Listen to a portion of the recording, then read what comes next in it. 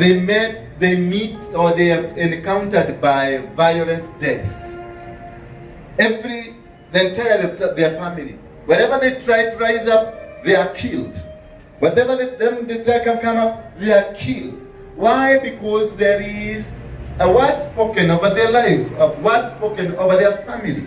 Praise be the name of God. So, my point, if I go back, I want to look at how people struggle.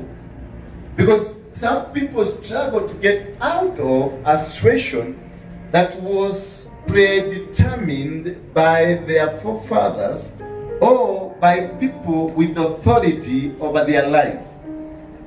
Praise be the name of God. And those people that have got authority over their life, they speak either positive or negative. And that is why you find you have been fighting or trying to struggle to come out in a situation that you don't understand. And that is what we call the agony of what? The agony of destiny. I'm going to read in the book of Philipians 3 verse 12 to number 16. And then we shall read other verses. But let's go first to the Philippines 3 verse 16. Then we are going to see more and more to understand my point. I won't take much of your time. This thing is too small. Wazee wa kanisa, elders. This is mnaanguka hapa. We have elders in this church. No, I didn't ask you to come. This thing is too small for holding my Bible and my... You fail. This is the work of the elders, not the women. Now you want women to come and build an altar for God here. What's it? This is your area. No, you must know the functions of women in the church and functions of men in the church. Praise be the name of God. Let's read it in the book of Philippians 3, 12.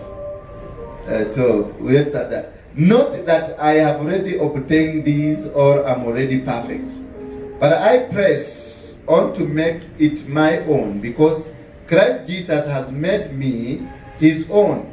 Brothers, I do not consider that I have made it my own, but one thing I do, forgetting what lies behind and straining forward to what is ahead.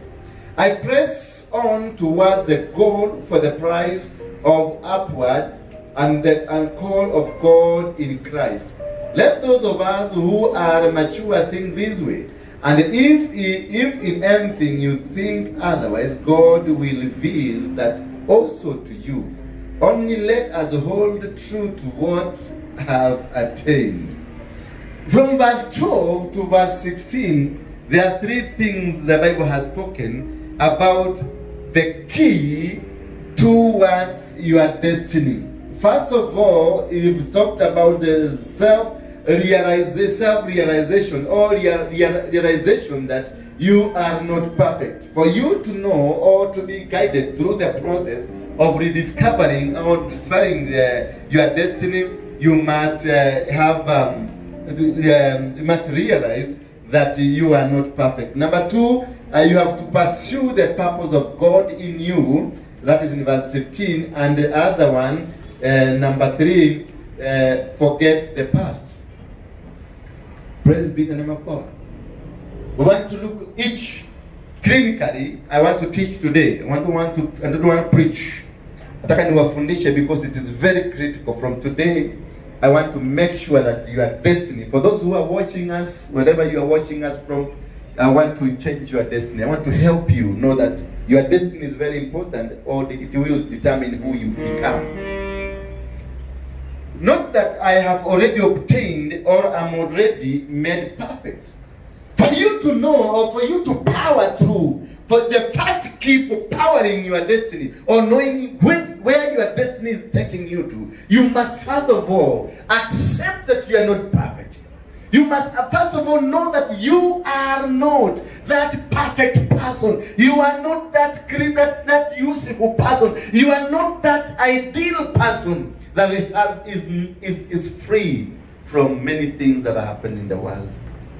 Joseph, when he was taken away from his brothers and was sold to somebody, and then that somebody, that the people who were passing by, they went to sell him to somebody. All along, Joseph never looked at himself as a perfect person. He always sought God. And when you realize that you are not a perfect person, you always go in the news to seek God, so that God can give you a direction of where you are going.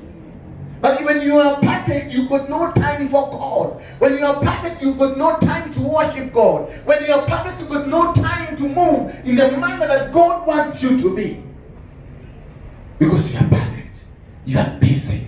You are working. You are doing money. You have your own special timetable that you have to work according to your special timetable. But one thing that you know, that the moment you refuse to know that you are not perfect, the moment you refuse to rediscover yourself, then you will have made a perfect mistake for your life and for the entire generation that follows after you. Because maybe you were created to be a pioneer to your family.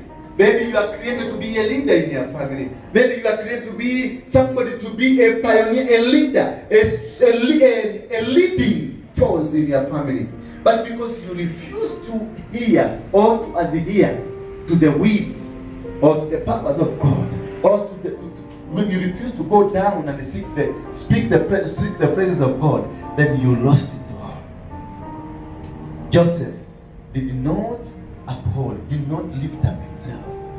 David is another case of a person that he continued praising God. If you read the book of Psalms, David continues to praise God. David continues to ask God, fight these enemies. Oh God, lift me up. Oh God, help me. Oh God, let me, guide me. God, they lived in a life of humbleness. They lived in a life of seeking God. They lived in a life that sought God and told God, and always they reminded God that we are not perfect, that I am not perfect in this journey. I need your guidance, because every destiny of a person is guided by God.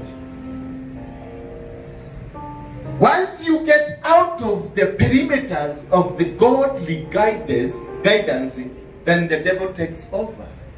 And that is why you will find yourself, you are struggling and you are running up and down, doing nothing.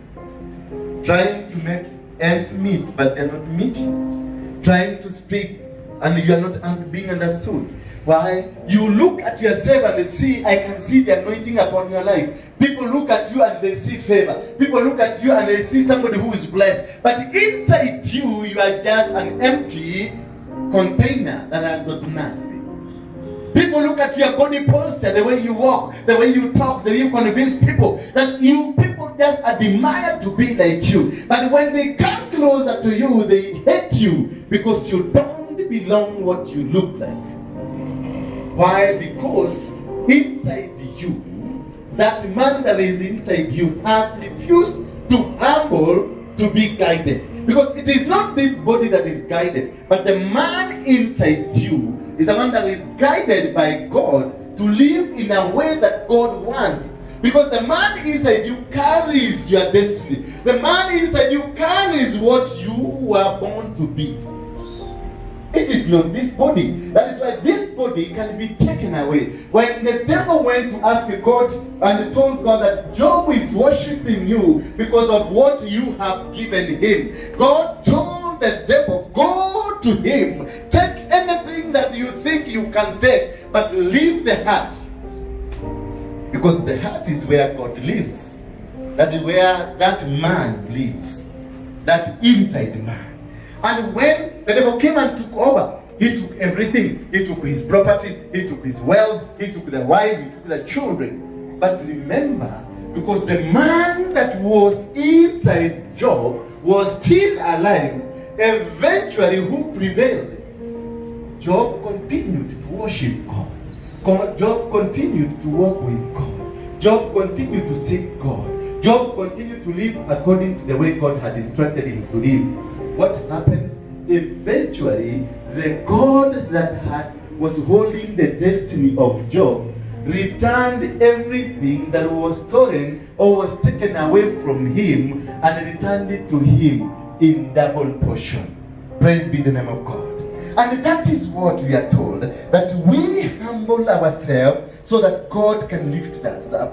We humble ourselves so that God can listen to us. God will not listen to you in a noisy situation. God will not listen to you in a confusion situation. If yourself you are confused, if yourself you are noisy, if yourself you are running up and down, you are not having that ample time to sit down and be fed the word of God, to sit down and listen to the God, to God what He saying, to sit down and listen to what He wants to tell you, then you live in a confused world. That is why people have been going to church from January to December. They have gone to churches. One person who will tell you, I've been to this church, I went to this church, I went to this church, I went to this church. Don't you think that every church you go, God is there. Everywhere you go, God is there. Because God is omnipresent. God is always wherever you go. If you come to CFC, God is there. If you go to Nano Evangelism, God is there. If you go to CFF, God is there. If you go out there, God is there. But to connect with that God requires you to seek that God. If you don't seek God, if you don't have time for God, if you are busy making noise, and also another factor that has really confused people is that making noise thinking that you are praying. Do you know those people who make noise? You don't have a purpose of your prayer. You don't have a reason why you're praying. You don't have a reason why you're talking to God. You just come here and start talking. Oh God, you're not bad. You're making noise. You must plan how to go and speak. I sometimes look at my daughters and my sons. When they come to me, they plan. I have one daughter she must come with a language very nicely, then come daddy. When you hear daddy is coming, daddy, daddy, then you know there is something. There is something. I'm waiting for another. Don't leave alone the daddy. Now the next, that is where the point is. That is how you need to go to God. Don't just go to God just like a mad person. Just come over here and you oh no God. No, that's that is madness in the church. God is not a mad person. God is a Father who listens to so many billions. We are over 7 billion on earth. And He listens to all of us. So He wants you to come in a manner that is orderly, so that He can be able to listen to you, to hear what you want to say, to hear what your petitions, and then He will listen to you. Once He listens to you, He will send an angel to come and deliver the message for you. But what do? You come with a noise, making a lot of noise, fighting like you are fighting, and then God will just ask one of His guards out there, will go and listen, what is that noise for? Then the angel will come and listen. If God did not hear, do you expect an angel hearing? If God Himself did not hear the noise you are making, do you expect the angel to hear? The angel will not hear. Then the angel will come and listen and listen and listen, and they will go back to God and tell God, that's another noisy person. I don't know. I didn't hear anything. Then you will pray from Monday to Friday, from January to December. And that's why you find so poor Christians, yet they are so prayerful Christians. And you go on asking, what is wrong with us Christians? What is wrong with the Christianity life?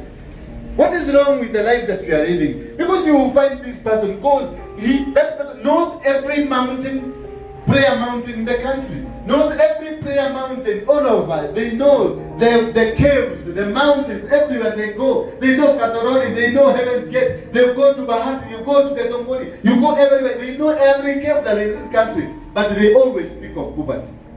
They always speak that they don't have. They always speak of defeats. They always speak of being beaten up. They always speak of being destroyed. Why? And if you read the book of Jeremiah 1 verse 9 and 10, this man called Jeremiah was told, from today, don't say, I am a little young boy. I have put what? I have put what?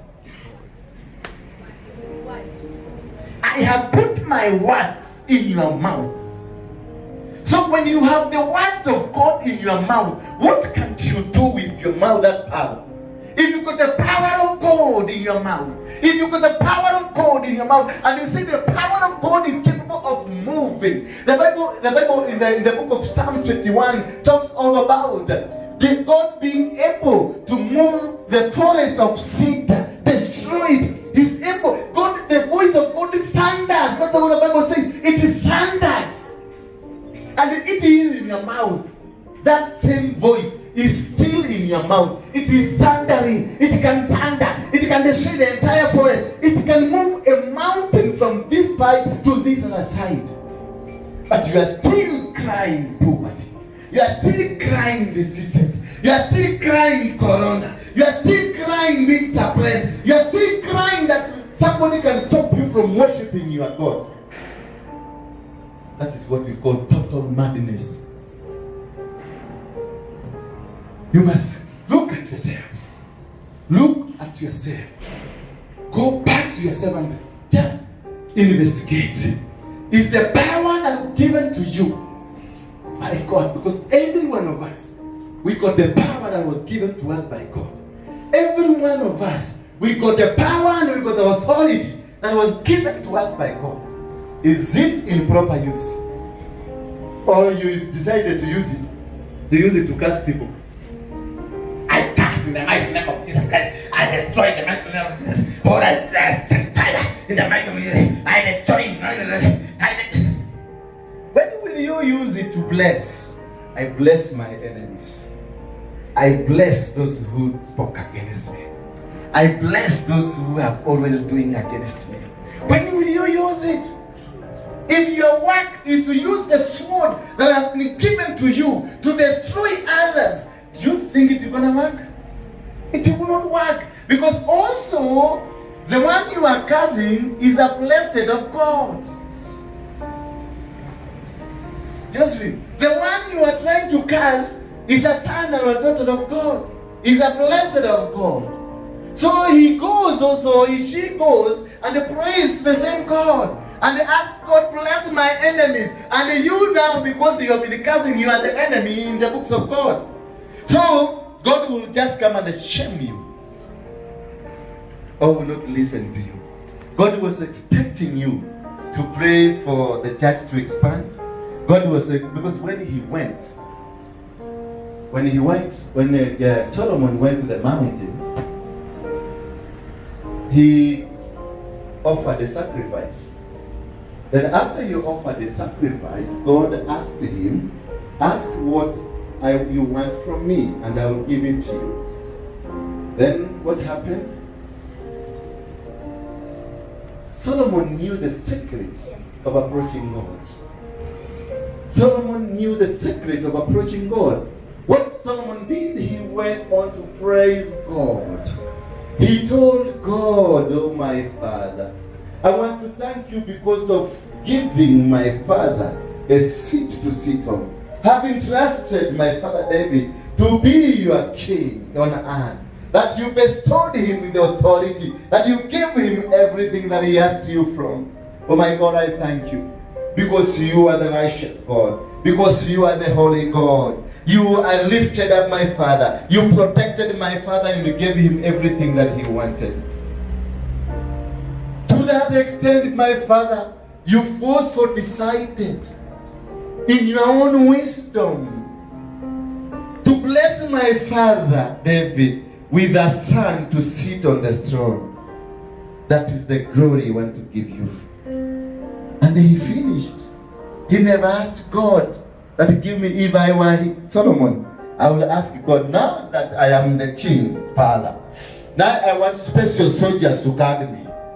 Father, give me money to build a nice palace. Father, give me money so that I can be rich. Father, protect me from my enemy. Father, that is what I will see. But but Solomon never even mentioned anything personal. He never mentioned. He never sought anything personal. But he lifted God for what he has done in their family. He lifted God for being faithful in their family. And God told him, because you did not ask for your own personal thing, because you do not ask for your desires, I have given you all that you wanted, all that I think that is okay. When you decide to take the destiny upon yourself, when you decide to take the destiny, or you want to command God to give you a direction, then God will not give you the direction, because you have decided to grab it. You have decided to become wise. You have decided to become clever. Then God will leave you to use that knowledge of yours to see whether you can go anywhere. But if you surrender in totality, if you refuse to see the power in you, if you refuse to see the greatest in you, if you refuse to see the education that is in you, if you refuse to see the position that you have, then God will come and perfect you, because he has seen that you are very important. Jeremiah talked to God and told God, I'm just but a baby. I cannot be able to do or to sing or to talk. But God, because of seeing that indeed this person is so humble, he gave him the power. Praise be the name of God. If you got the power, God will not give you the power. If your basket is full, if your bag is full of money, will you get more money? Where will you keep the money? You won't have the places. So God waits to see. God comes to help an empty basket to fill it. That is when Elijah asked that woman, what do you have? What do you have? Bring the containers that you have. And the containers were filled until he used the oil to sell to pay the debt that he had. Because God controls our destiny. Destiny is either controlled by the devil or controlled by God. You cannot be able to control your destiny. We are subject. We are subject. We are controlled. Your destiny, God looks at it. How I came to preach the word of God, how I came to be a pastor, I cannot explain to you. This was something I never dreamt of. This is something I never imagined. This is something I never liked. This is something I never thought I will hold a microphone and teach the word of God.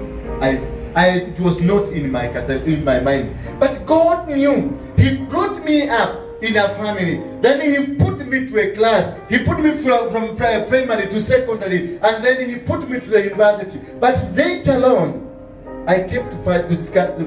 I found myself being a street boy. I found myself being a mungiki. I found myself doing funny things. I found myself going to jail, one jail after the other one. I've gone to prison 52 times. I've tried to hang me twice. They have tried to poison me 9 times. They have shot at me 12 times. But all these things I evaded, not because I had the knowledge of how to evade, not because I had the power to evade, not because I was so special, or I had the ammunition to protect me, or I had the umbrella or the armor that they're talking about. I didn't have anything to do. In fact, I was just what do you call, a hopeless young boy who had no hope, no future. But God knew that one day I'm going to use this person to do ABCD. So he predetermined the places that I went. He predetermined the things I did. He predetermined the people I met. He predetermined the thinking that I thought. So, had I showed God that I have the power, Koki, had I showed God, Pastor Koki, had you shown God that you can avoid or you can refuse to sleep, then God will have given you the power to fight over it.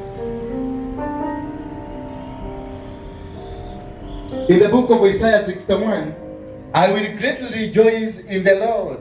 My soul shall exult in my God, for he has clothed me with the garment of salvation. He has covered me with the robe of righteousness, as a bridegroom decks himself, like a priest with a beautiful headdress, and as a bride adorns herself with her jewel. Isaiah 61, verse 10.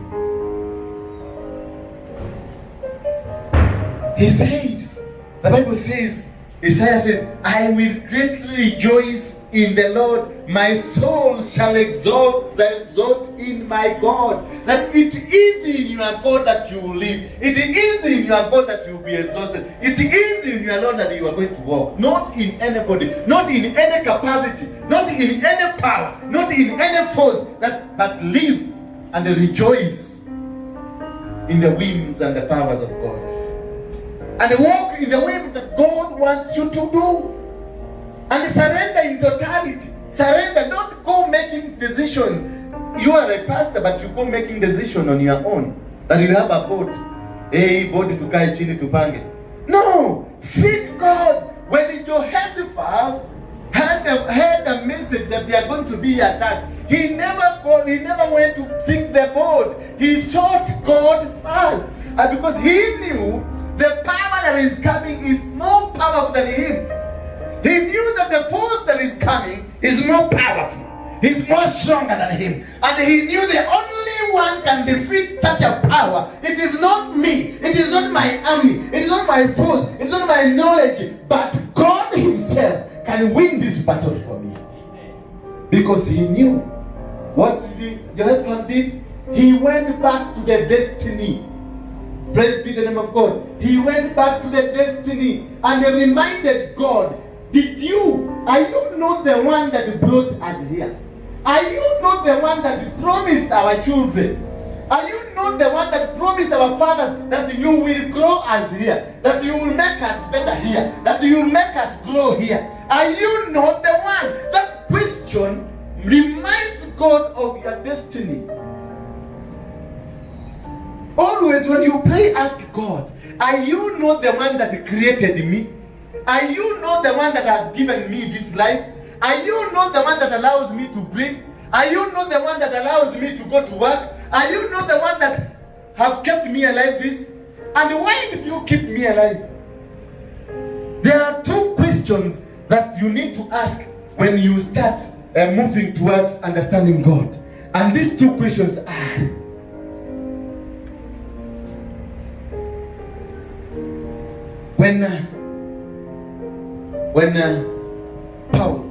when he was Saul, called by my God, what did he say?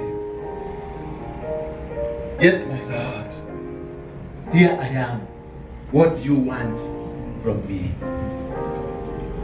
First of all, you acknowledge God. You acknowledge the voice of God. Then number two, ask God, what do you want me to do? That gives those two questions will give you a direction of your life. Because when you ask, you accept, acknowledge that God is calling you. That is how Saul acknowledged that God is calling. That he told God, what do you want to me? That is a total surrendering. That is, he surrendered to God. And he knew that he got nothing he can do by himself. He got nothing that he can stand by himself. He cannot be able to stand by himself. He cannot be able to walk by himself. He cannot be able to move by himself, because he was a weaker vessel. And when you have become a weaker vessel, you seek God to help you. You seek God to guide you. You seek God to walk with you. And because God holds your destiny, God holds what you are going to be, God holds your position, God holds your marriage, God holds your business, God holds your ministry, God holds what you are, God holds what you stand for, God holds your name, God holds your beauty, God holds your beauty, God holds your standards. You are being held by God. You are just a puppet, a perfect from God. you cannot do by your own. You cannot do because you've gone to the mountain, you've gone to pray. You cannot do it because you've been worshiping, or because you are a worshiper here in church, that now because you are a worshiper, you know that you can do it alone. No, you cannot do it. When these people were asking, because I have been reorganizing the ministry, I've been putting everything in place. Because the time I've been with my people here, I've been watching on everyone's capability. And I've been asking God, what did you think? What do you think of Dirango? Then God will answer me. I called Dirango to come and serve in this part. I go to God again to the mountain. I ask God, what about Alice? Then he will tell me, this is the role of Alice.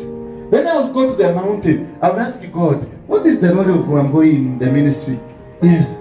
Then I will go to God and ask God, what is the role of Kenyanjui in the ministry? Then he will, I did not call Kenyanjui there. That's a busybody. Release him. Then he will go again, God, I have so and so. Then he will tell me, that is your own thinking. Release them. Then there are people I have released on orders from God. And somehow you just think, oh, you pastor anaongea kabaya. No! God called you here with a purpose. Because your destiny is channeled through that line where I am. If you are not channeled, then your road goes to Matu and we are heading to Nakuru. We are in two different directions. So you don't need to be here, because I will be wasting your time. By the time you go to Naivasha, that is when you will discover, oh, I was going to Machakos, and we have gone very far. You have wasted your time. Release that person to get offload the people that really in your life that do not comply or not conform with your destiny.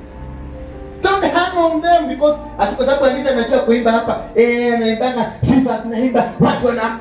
Then you hold, and Anita is supposed to go to Machakos and you are heading to Nakuru. Forget, just offload her so that she may find her own matatu to go to Machakos.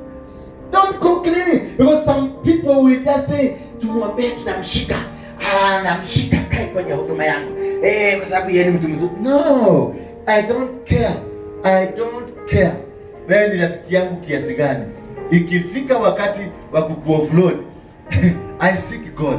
Mkiona nimeenda mlimani naenda kuuliza Mungu, fulani na fulani, naandika ka list. I have a list of 10 people.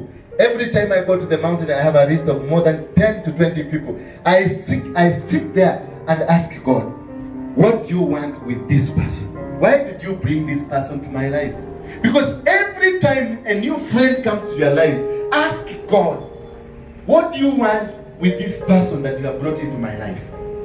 Because every person carries a particle, a small particle, that makes the big break that makes your destiny. Every person has a small element in that person that will contribute towards your destiny. And once that piece is delivered to you, don't hang on to that person, because that person is carrying another piece for another person. Release that person so that he can go to listen to do it for that person. If you stick with that person, you hold that person closer, you will be blocking destinies of people. And it may be the next person who was supposed to receive his or her small piece so that the chain can be complete. He is the person that God is planning to use next month. Praise be the name of God. Maybe that person is the one that is supposed to be used next month. And you are holding into that person, and he's supposed to go, atoke kwako, aende apatiane ndio huyo mwae, aende atengeneze daraja ya wewe ukuje upite. Praise be the Lord. I don't know whether you're getting me. Yes. Yeah? Let me use Aboy kuja. Brother come. Hata kama umekuja umechelewa, kwa viatu.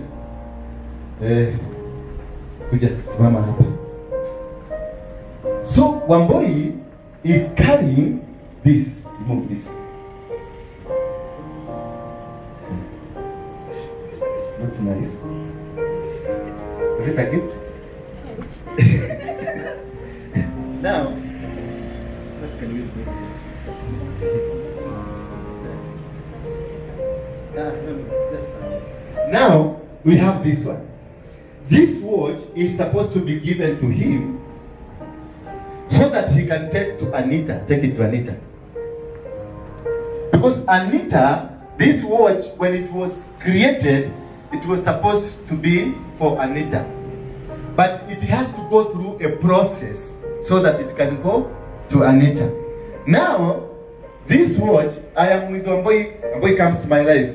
Then I take the watch from her. Then I decide to stay with her because it is a gold's watch. And Anita is waiting for this, so that this watch it can be used for another purpose that God wants. Do you know what will happen? This man will be struggling because he is a conveying by a belt to convey the blessing from me. From me, I get it from one boy, comes to me. Then from me to this man, and from this man to this woman. All of us, we are very important. And when this man gets out, then there will be a breakdown of the conveyancing. Meaning that Anita will be waiting, and I will be holding the blessing. So me and Anita will be suffering because Anita will be going to church every day to ask God, what happened? God, did you forget about me? And now God sees I am the obstacle because I have removed him, and him also will be suffering because the urge, because you are supposed to carry the blessing to the other side, the urge will be calling you because the blessing that if I give it to you, maybe it had some chalk. Come on, somebody point a chalk. If I give it to you, there's something that will be left in you. So there's something that will be left in you. As similar, something would have been left in my hand. From Wambui comes to me, comes to you, then it goes to the owner. And if this not happen, it means there will be a disconnect. Meaning, you will not be blessed, I will not be blessed, she will not be blessed. Because of who? My greed. What will happen? I will be punished as they are suffering, looking for the same blessing. And she will not have peace while with me, because she has delivered, she's supposed to go and deliver to somebody else. Did you get me?